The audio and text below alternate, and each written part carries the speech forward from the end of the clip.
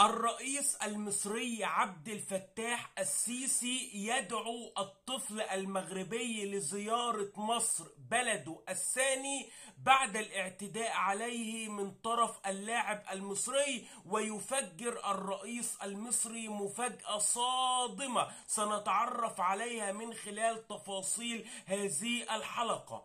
ولكن قبل الدخول في التفاصيل أتمنى تدعمني وتشرفني بلايك للفيديو والاشتراك في القناة وتفعيل زر الجرس حتى يصلك كل جديدنا خلال الفترة القادمة.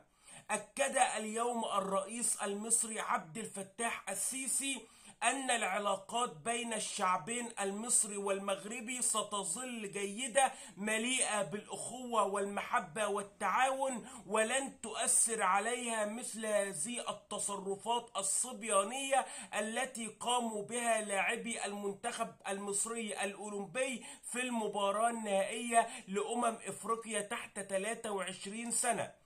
وتابع الرئيس المصري تصريحاته حيث أكد أنه يدعو الطفل المغربي الذي تم الاعتداء عليه من قبل اللاعب المصري عبد الرحمن أجويرو إلى زيارة مصر بلده الثاني، حيث أكد عبد الفتاح السيسي أن هذا الطفل المغربي يعتبره طفل مصري لأنه بالفعل قصته تعتبر قصة بطل، حيث أن هذا الطفل هو العائل الأول لعائلته وأمه وإخواته بعد وفاة أبيه.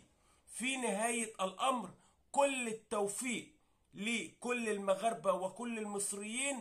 سنظل إخوة، سنظل أشقاء، سنظل أحباء.